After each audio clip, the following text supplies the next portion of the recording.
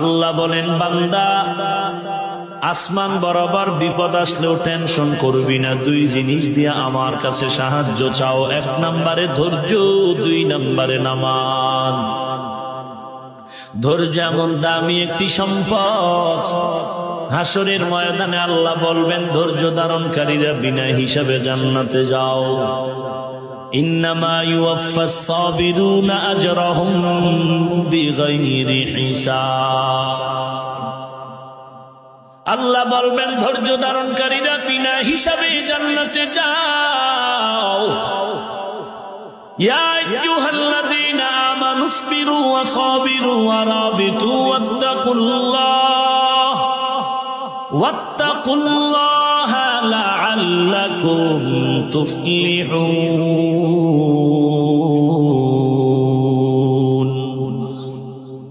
এই কালামে জিন্দা কোরআনে হাকিম, হিকমতে উলা ইয়াজালসতু কদিম, জামিউল ইলম ফিল কোরআনে হাকিম, তাকাসারাত আনহু আফহামুর রিজালি।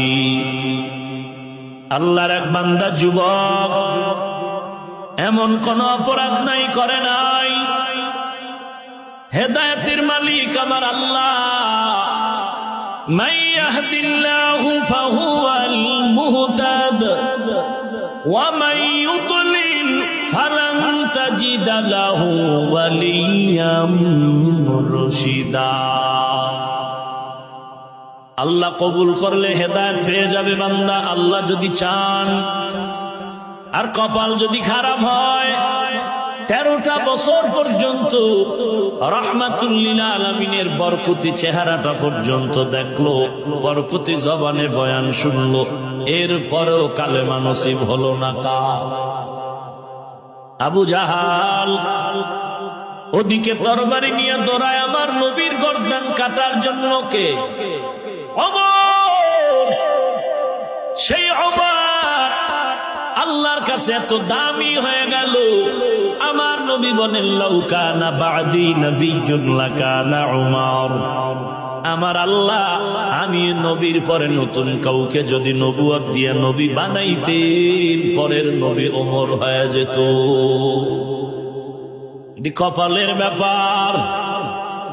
এই ময়দানে আপনারা কত দূর থেকে দীর্ঘ সময় পর্যন্ত অপেক্ষমান। এই দীর্ঘ সময় আপনারা আসছেন, কেউ গাড়ি ভাড়া করে, কেউ টাকা পকেট থেকে বের